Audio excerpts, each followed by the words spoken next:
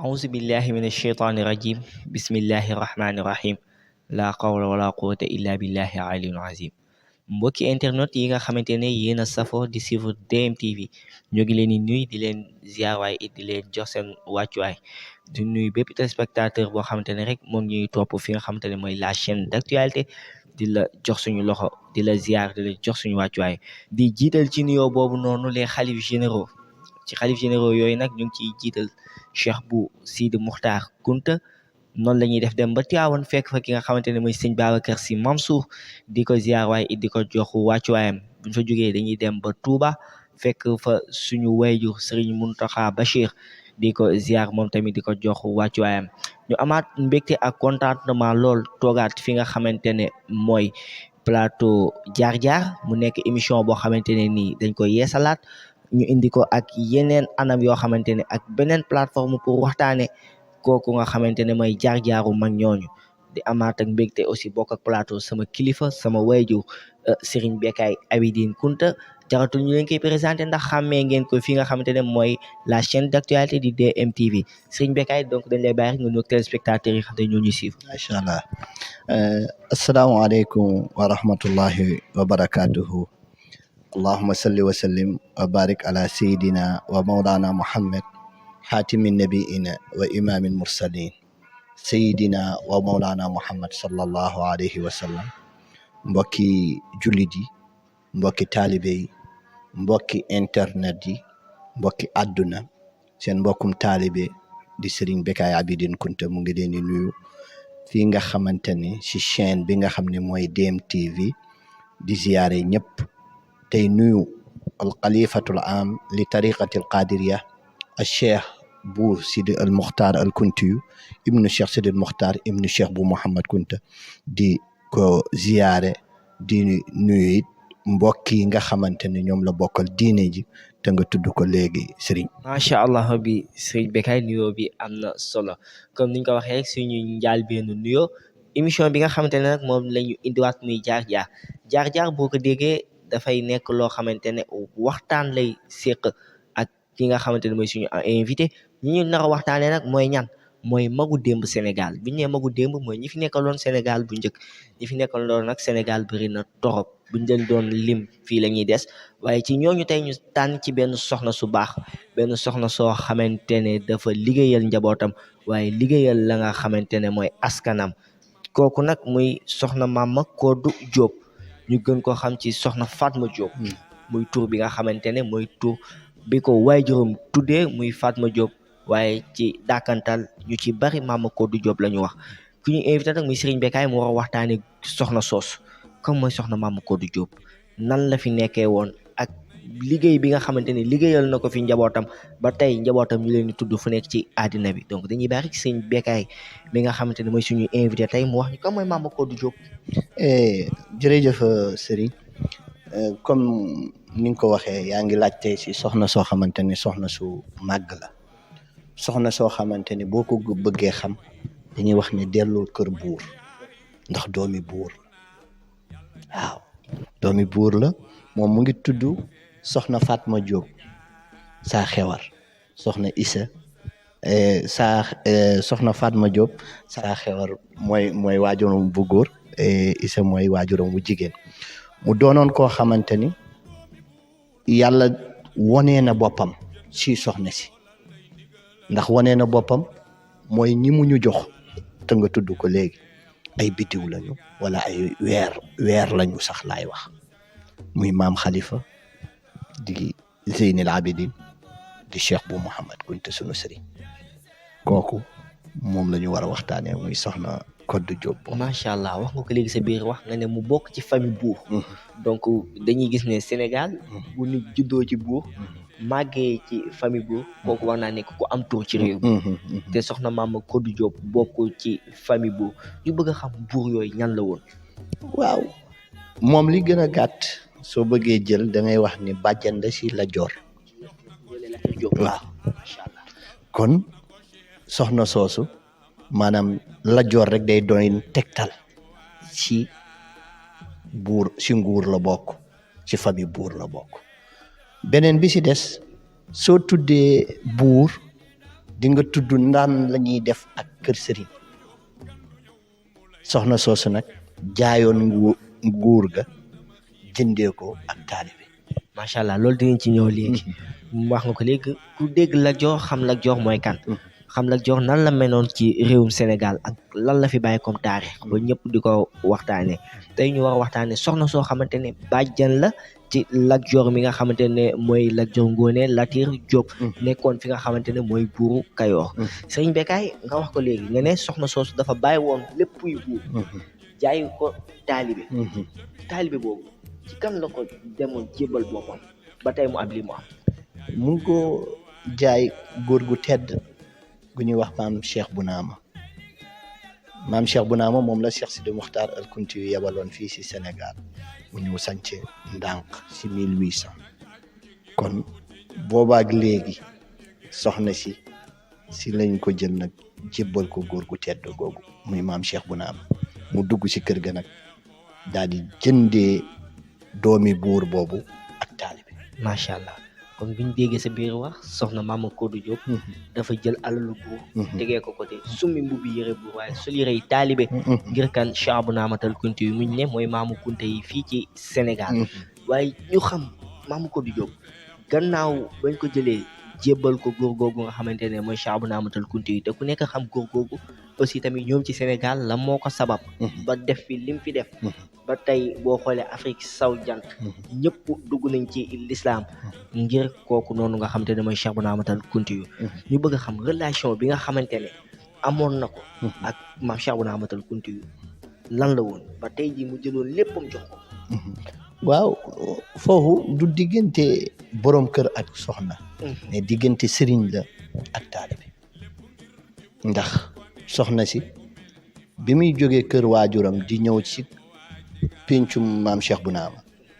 loo xalaat ci alal rek waajuram boole woon na ko ak soxna si mu wàcc ci péncum ndànk ngir lan waajuram ñoom buur yi dañuy def ne bu ñu mayee seen doom lépp luy alal loo xamante ne war na nit ki war koo jëfandikoo dañ koy jël jox la ko nga yóbbaale ko macha allah jox na koy nag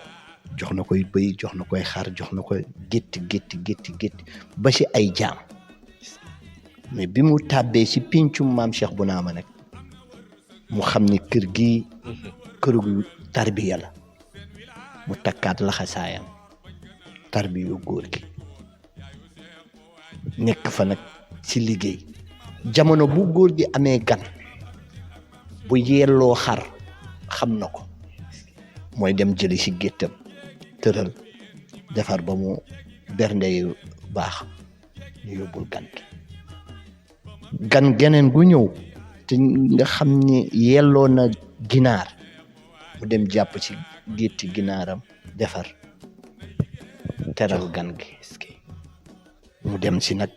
ba góor gi xam ni kii mu ngi sàkku ak tarbiya góor gi defal ko si ruuxam. donc mu mel ne soxna soosu noonu dañ ko teel a nabal ci li nga xamante ne mooy ak yar waaye ak taalibe aussi ci waajur yooyu nga xam ne fa la jógee mu mel ne aussi tamit ku wattu woon alquran la. waaw xam nga soxna si yàlla dimbali na ko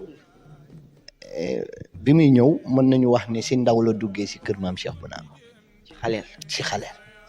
ci tout tànk la duggee foofu waaye bi mu dugg see it jëfinu mag la daan jëf.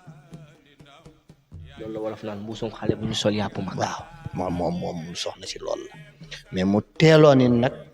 ñëw nag wattu alxuraan bi mu wattoo alxuraan nag daan ko jàng di ko jëfee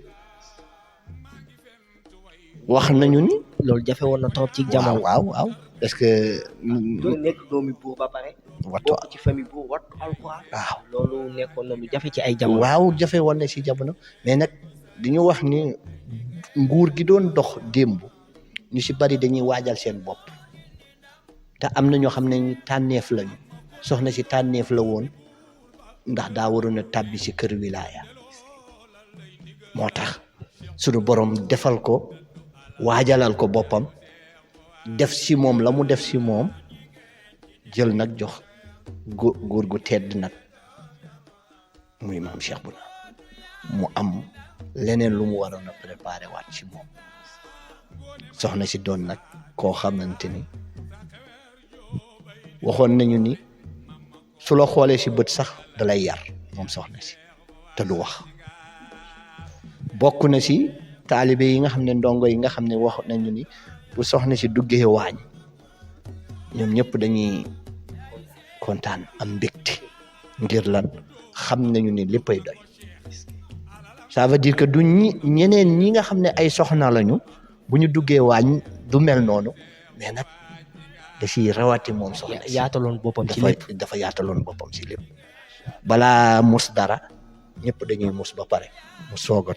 dajale nag li ñëpp mus mu soog koo mus mu barkeeloo ko mu meloon ne kon Maam Codou Diop ba mu duggee foofu nga xamante ne mooy ci loxoy maam Cheikh Bouna Amadou Kounti dafa yeesalaat tarbiyaam ci góor googu ca léppam jox ko góor googu bàyyi woon alali buur fee waaye ñu gis ne dañuy faral di gis ne aussi dara xëyul sotti lépp loo gis rek am na début bu metti boo xam ne di nga ci jaar di bëgg xam ba xam soxna soosu noonu gannaaw at mu def kër Cheikh Bouna Amadou Kounti yan jafe-jafe la fa jàggantoon parce que jigéen bu nekkee ci biir sëy parfois di nga am ay jafe-jafe yoo xamante ni di nga toog muñ ko ba ree dellu say waajur di fa jooy say soxla waaw loolu Alaaji Bu Diop ñu ngi koy nuyu à passage dina koy faral di wax nee na tëj na jaaj ngir dundal ak njabootam loolu rek day doy exemple parce que nit mënoo dëkk ci mu neex mais tey mu neex suba mu naqari waaye loolu yëpp soxna si xaar na ko fa te mënoon na daw dem na kër baayam uti ko fa ay daa toog ci metti ba bànneex fekkaat ko fa ci ngir dund ak njabootam macha allah mu mel ne yàlla wërsëgal na ko ñetti bant yooyu noonu ñan ak ñan maam Khalifa la Zeynel Abidin borom Ndiassane Cheikh bu Mouhamed Kounta nga xool doomam yooyu noonu daanaka foo toll ci àddina rek ñoo leen di tudd waaw loolu yëpp barke la gu mu taataan ci kër maam Cheikh Bouna wax nañu ni maam Cheikh Bouna ma génn na bis ni su fekkente ne woon moom doomi tàndarma la soxna si muucu na ko ba mu jeex parce que loolu bu ko borom kër seedalee soxnaam kooku wàcc na waaw ñooñu tey añ nañu macha allah ku mu neex weeru badar lañu ñoom maam Khalifa Zeynel Abidin borom Ndiassane sunu sëriñ macha allah weeru badar lañu dañoo leeral àdduna tey seeni sët ñëw di leeral àdduna seeni sëtaat ñëw di leeral àdduna ba ilaa yawmal xiyaamati rek loolu day ko macha allah kon coono gi nga xamante ne dajoon na ko kër maam Cheikh Bouna ma ci tarbiya moom la yàlla jël fay ko tey ci njabootam googu noonu tey bu mel ne tey Cheikh bu Mouhamed Kounta boo xoolee ci njabootam daanaka foo toll ci àddina waxuma sax Sénégal mais àddina wër nga këpp xam nañ turam egg na fa ngir liggéeyam ak waaye tamit barke yaayam bi nga xamante ne ñaanaloon na ko ñu ñëwaat ak ci Maam Codou Diop ñu gis ne ginnaaw at yooyu noonu yëpp mu def ndànk est-ce que daan na toog yenn saay xelam nekk ci de war naa seetiwaat samay waajur daal di tàggu ki nga xamante ne mooy Cheikh Bouna ma ngir delluwaat ci waajur wala dafa toogoon léppam fa la ko defee woon ba génn àddina waaw dafa jël lépp ba mu déparé rek ci kër waajuram wu jigéen la pare waajuram wu góor ak waajuram wu jigéen si la pare ndax dañ ko jëndloo woon ab xabru mu dugg xamatul génn aller sans retour waaw porte la boo xamante ni dañ ne ko départ rek waaye amul retour macha allah rabbi dafa mel ne foofu la ñuy ndarkeppe suñu waxtaan ak soxna soos sëriñ Bécaye leeralal nañu lu bari ci soxna Mama Codou Diop gannaaw ba mu jugee fa nga xamante ne mooy kër waajuram ñëw taataan si fi nga xamante ne mooy kër maam Cheikh Bounama Kunta mi nga xamante ne moo nekkoon borom këram waaye it nekkoon sëriñam mu jëloon lépp bàyyi ko fa jëloon lépp jox ko ngir tarbiya ñu lay laaj sëriñ Bécaye boo doon joxe leçon de morale pour jigéen ñi fi nekk tey di dund pour ñu mën a jàngee ci soxna soosu noonu tey looy sas suñu mbokk jigéen ñi fi nekk. macha allah sëriñ lu yomb la parce que wolof dafay wax ne ku sëyee nu la neex bëgg am li la neex wax ju yàqu soxna si nag wala soxna yi ñu bàyyiwaat xel su rawatina ñun tariqatul xaadiriya dañuy deltu ginnaaw tuuti rek xool ci soxna su mel ne soxna Mama Codou Diop mi tey xoolaat ci yeneen soxna yoo xamante ni tàbbi woon nañ ci loxoy maam Cheikh Bounama tey seen liggéey ak seenu njaboot bu ñu ko defee rek ñun suñuy soxna dinañu war a góorgóorlu seen école du yeneen soxna yi ci occidentaux yi wala ci ñeneen ak ñeneen mais mu ngi ci sunuy tànk mu ngi ci ku mel ne soxna Mama Codou Diop mi ñuy waxtaanee tey ndax kenn ku ne yaa ngi dégg ñu lay wax ne soxna si ku muñoon la soxna si ku tabe woon la soxna si ku daan dimbale la waaye soxna si ku yërëmoon borom këram la foofu nag la jigéen ñi rawante yërëm sa borom kër nag du caaginu da nga koy jàppale ci biir soo génnee wax ko waaye yërëm sa borom kër mooy bu génnee ci biti bu ñëwee nga dalal ko bu jaaxlee su nekkee ci naqar yaay ki koy defal waaye soxna si xam na ne woon borom këram borom kurus la ndax daan na fanaane di jaamu yàlla waaye soxna si xaaroon na loolu xamoon loolu wax nañu ni benn njël doon na am bis nawetu sàcc mbaar góor gi jóg fi nga xam ni moom mooy kër gi tombeek maanaam sàkket wi daanu mu daanoo ñu ne góor gi jóg noonu pour xëcc ko waaye soxna si daal di jóg jàppale góor gi si waxtu woowu ndax góor gi beneen bi si des mooy góor gi dañoo asma xam nga naar yi moom asma dafa yàgg si ñoom lay bi day wàcc waaye soxna si buy góor gi dem ci jumaa jàkka ji kolom lay jël tiimale ko góor gi ba mu dugg si jàkka ji mu toogaat jullee ndoog ñoom suy génnaat mu tiimale ko kolom ngir lay bi bañ a wàcc. mel ni loolu dafa jafe ci jamono ji. jigéen ju fajar sax problème la. ci moom yombul macha allah donc dégg ngeen ko yéen suñu mbokk jigéen ñi li nga xamante ne moom la sëñ Bécaye tiré ci soxna soosu comme leçon de morale pour jigéen ñi war ko dundee wàccee bàyyi xel ndax bu ñu delluwaatee as tuut ci ginnaaw rek mag ñooñu fi nekkoon démb mat nañu royukaay mat nañu idole pour képp koo xamante ne yaa ngi sa néegu sëy képp koo xamante ne rek soxna nga te bëgg a mel ñi ñoom bëgg a am ñoom li ñu am fexeel la delluwaat tuuti ci soxna yooyu nga xamante ne ñoo fi nekkoon daan ànd ak góor yu baax yooyu nga xamante ne yàlla moo leen tànnaloon seen bopp mu mel ni aussi tamit sëñ Bécaye jël nga bis jagleel ko ci soxna Mama Codou. waaw bis boobu mooy li ma la wax léegi du ma mën naa ni li daloon Cheikh Abdul Xaadir Jilaani dal na ma si sama jëmm ju xeebu ji nattalewu ma sama jëmm nag ak jëmmi Cheikh Abdul Xaadir Jilaani góor gu tedd gi nga xam ne mooy sunu wéeruwaay di borom Njaasaan buntu bu ma jaar pour sàkku ci moom tarbiya rek fekk naa buntu ba fees ma wër gisuma ma dem jaayonte ak moom ne ko incha allahu rabbi góor gi ne ma ne ko soxna si nga xam ne moom mooy ki la meññ falaa bëgg a jaare sama tarbiya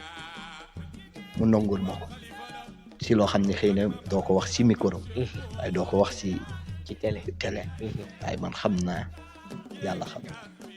yàlla suturaa ñu bis boobu ñu di ko taxawal nañ ko ci biti Tëngéej tuddee ko cantu Mama Koddu Diop yaayu maam Cheikh bu ay at ginnaaw gi nag ma indi ko nag ci date bi muy Ndiassane mois de mars le 8 mars comme si la ñuy def muy bisu sargal jigéen ñi sargal jigéen ñi tànn bis boobu jox ko Mama Koddu ma Diop tànn ko ni loolu doy na adduna sargal bi yëpp moom mooy seen reine moom nga def may bis bi macha allah Mama Koddu Diop donc tey képp kuy jigéen rek sa war ngaa am mbégte ci loolu wax ma sax jigéen mais képp koo xamante ne rek càkkeef nga mbindeef nga te nekk fii ci réewum Sénégal ku dégg bis boobu muy le 8 mars te Serigne Bécaye jël bis boobu delloowaat njukkal soxna soosu di Mama Koddu Diop ngir li nga xamante ne def na ko fi def ko fi ci askanu ndànk naa waaye def ko ci askanam fi nga xamante ne fa la bokk muy famille bu Serigne Bécaye donc loolu nga xamante ne moom nga ñu indiloon tey ci soxna soosu di Mama Koddu Diop muy nga xamante ne wax nga ko léegi muy bis bi nga ko tànnal muy le 8 mars ñu bëgg a xam bis boobu ban année nga ko commencé waaw moom laa la wax léegi su ma takkee si diggante bi ma ko defee Ndiassane ak léegi mois de mars bi mooy 8e édition bi mais bu fekkente ne takk naa ko si Tëngéej la ma fa def boo ko boolee day nekk si fukki at ak nangam macha allah waaye mais loolu yëpp li tax may takk bu Ndiassane sunu jàmbaar ji Seydi Hadji Mambu yal na yàlla yokk leeram macha allah di xalifa Cheikh bu Mouhamad Kunta xalif général de Khadiriya moo ma waxoon ni ma na sax te dina jëm si kanam ñu gis ne sax moo ngi yokkute parce que dem nañ bay gis ay changement di ci am ay conférence te bu dëkkaan wàcce kaamil la woon nit ñi ñu bernde leen ñu dem ñu daal di yeewee ko waaye nag nam ma waxoon mu ngi tàmbale di am jéego te luy suñu yéene nag mooy mu dem ba ñu def ko niveau national nga xam ne Ndakaaru ci saal yi gën a rëy ci lañ ko fay amalee fa lañ koy amale macha allah bi yàlla mën na ko am na ko yàlla na ko yàlla defal ci barke soxna soosu di soxna Fatma Diop ñu gën ko xam ci Mama Koddu Diop gis ngeen tey loolu lañ leen indi loon fi nga xamante ne mooy suñu premier numéro di jaar-jaar émission jaar-jaar ñu waxtaanee soxna soosu di Mama Koddu Diop jaar-jaar noonu lay continuer incha allah bi ci yeneen i invité ak yeneen i waxtaankat ak yeneen i soxna waaye it yeneen i góor yu baax parce que du ñu rek ci soxna yi góor ñu aussi tamit war nañ leen a delloo njukkal wax leen jaaraam parce que Sénégal bu egsee fi mu egsi tey magu démb yi la bu ñu amee lu ñu am tey magu démb yi la surtout magu islam yi nga xam te ñoo fi nekkoon di xeex ba tey diine l'islam sax fi ñooñu tey dañ war nañ leen a delloo njukkal di waxtaan seen i jaar-jaar waaye it wax li nga xamante ne moom lañ fi bàyyi comme héritage ñun ndaw ñu war ko doon donc fii la ñuy ndar keppee li nga xamante ne mooy jotaay bi di jaajëfal ñëpp di baal ñëpp xàq di baalu ñëpp xàq donc dañuy jox rek Serigne Bécaye mi nga xamante ne tey mooy suñu invité du jour mu wax li nga xamante ne mooy dernier cadre tàggatoo ak téléspectateurs yi nga xam te ñoo ngi suivre macha allah ñu ngi nuyu ñëpp comme niñ ko waxee suñu njëlbeen wax tey jéggulu ndax wax dafa jafe te wax ci biiri boromi xam-xam yombul su fekkente ne am na lu rëq si wax ji dañu xam ne mata di Serigne Bécaye la ndongol yi su fekkente ne am na loo xamante ne nag lu si baax la mbaaxu sunu borom la di jaajëfu DMTV waaye di la jaajëfu yow nii di Serigne tey gën a encouragé tamit lii ngeen def ni muy jaar-jaaru mag ñi dafa am solo di ñaan télé bi yal na yàlla gën koo def mu nekk international ba àdduna yëpp allahumma amin gën a mën a xam DMTV ndax loolu sunu ndam la ndamu tariqa bi la ndamu kër gi la di ko sant moom mi nga xam ne mooy alaaji daam di ko ziyaare à passage si waxtaan wi ñu seq ak Serigne Abdourahmane kon Serigne Abdou ñu ngi lay delloowaat kàddu gi tey sant delluwaat di sant sunu yaakaar yi tey ak ëllëg Cheikh bu Mouhamad Kunta waaye di ko jaarale si jëwrinam bi nga xam ne mooy Cheikh Bou Sidil Mokhtar al Kunti yu macha allah rabbi jërëjëf Serigne Bécaye di la ndokkeel yow aussi tamit di la jéggalu lool ci temps bi nga xamante ne jël nañ ko ci yow émission bi waroon naa gën a ëpp lii waaye temps moo ñu xoj ñoo ngi lay baalu xàq bu baax ci loolu waaye it di nuyu ñi nga xam te ñoo jàpp ci liggéey bi ba lii yemb muy ñi nga xam te ñoo nekk ci régie bi ak caméraman yi nga xam te ne ñoo ànd ak ñun ñoo ngi leen di jox seen wàccuwaay di leen ziara donc fii la ñuy daje yéen suñu plateau di leen jox dig daje incha allah rabbi ci beneen numéro waaye ci beneen góor gu baax wasalaamualeykum wa rahmatullahi taala wa barakatuhu dëgër seen wilaaya sax dafa foor